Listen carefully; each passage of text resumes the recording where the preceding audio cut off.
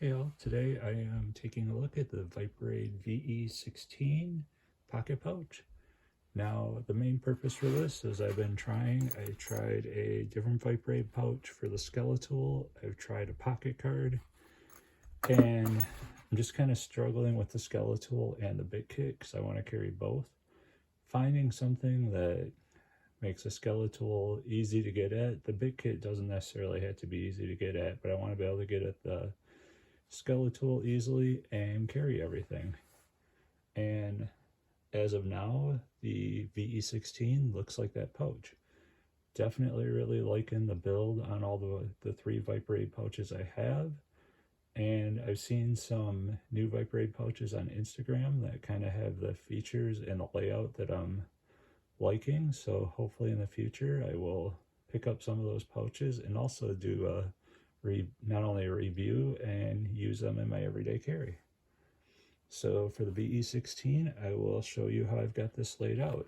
Now I could probably stuff more in here, but as of right now, this has everything that I need in it. So I do carry a crescent wrench, and it does fit a little tight in that pocket, but it'll loosen up with use. This is a brand new pocket pouch. So I got my crescent wrench, and I've got the channel lock pliers.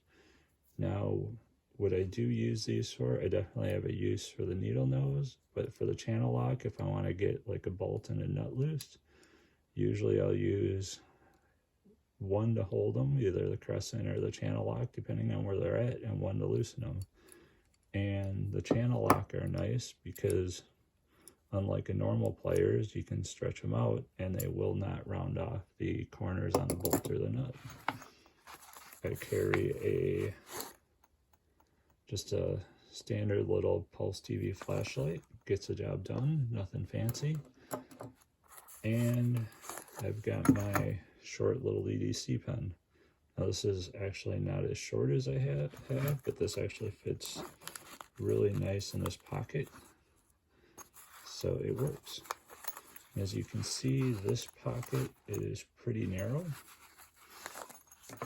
If I had one beef with this pouch, is it's got 3 pockets. Part of me would potentially like maybe just split it in half and do 2. But that being said, I did find uses for all 3. Now quick get some measurements here. So take the other end of the ruler, make it a little easier to read so I don't have to think math here. So this pocket right here is roughly 4 inches deep, 4.5 to 4 or 3 and oh goodness, 3 7/8 to 4 inches deep. And the usable space is, I'm going to call it a little over a 1/2 inch wide, not quite a 3/4, but this second one is about 3.5 to about 3 7/8, and that one is roughly 1 5/8 wide. Now this last one, that is about 3 3/8 to about 3.5 deep to about 7/8 wide. So yeah, that's where on this one, this definitely got to work to get it in there, but it actually fits nice and snug, which is actually really nice. And then to balance out the pouch, and you'll see the internals, I put the pliers in and the pen in, kind of slipped the flashlight right in between them, so you get kind of more of a more consistent thickness throughout the pouch. Kind of the games you always have to play with the pouch to try and figure out how to load them out so that you get a consistent width in the pouch. Now then you also do have this back pocket that can actually do the depth. That is about 4 7/8 by about 3 3/8 wide. Now we do have this zip area. Now for the zip area, I have my bit kit and a squash clamp. So I got the 2 bit kits. And I only put it in, I do not use the full depth because the Skeletool is there, so I just slide it in until it kind of hits the Skeletool.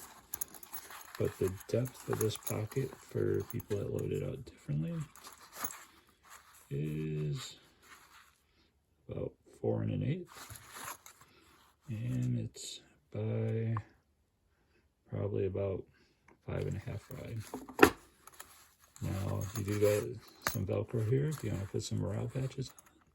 I will eventually do that. I've got some new ones. They might be a little too wide for this, but we'll see how they fit. If you want to see my new ones from the Galapagos, take a look at one of the videos where I talk about how I set up my morale patches. And in here you can see that you can kind of hear there is some sort of structure in here to keep it kind of a little bit stiffer so it just doesn't bend, which is fine. It is a little bit noisy, but it doesn't bother me. Actually, it's probably just on the part with the Velcro, so you can probably hear it. So yeah, the Skeletool fits in here. This pocket is roughly 2 inches wide by 4 by 4 1/2. And then we have another zipper pocket here. Now, unfortunately, when I load it out with the bit kit here and the Skeletool here, about the only thing I could squeeze into here would probably be some Band-Aids or something. But again, depending on how you load it out, that's just how I load it out. Depending on how you load it out, this would be a very usable pocket.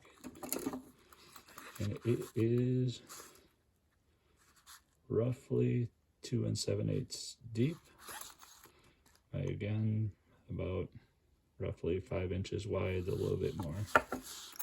So yeah, I really like this pouch. It does have some straps here if you want to hook something to it, and then here if you wanted to put, you know, some carabiners and carry it over the shoulder if you wanted to, or carry it in your pocket.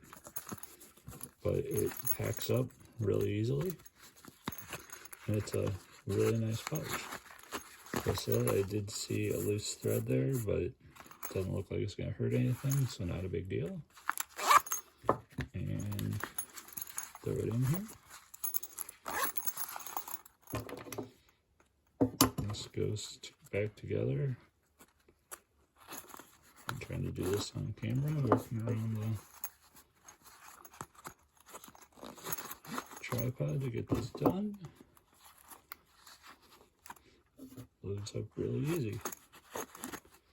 So yeah, the Viperade VE16 pouch, pocket pouch. Really like how it sets up with everything. And it's a well-made pouch. See how long it lasts, but it should last a really long time. And I think I found my solution to the Skeletool.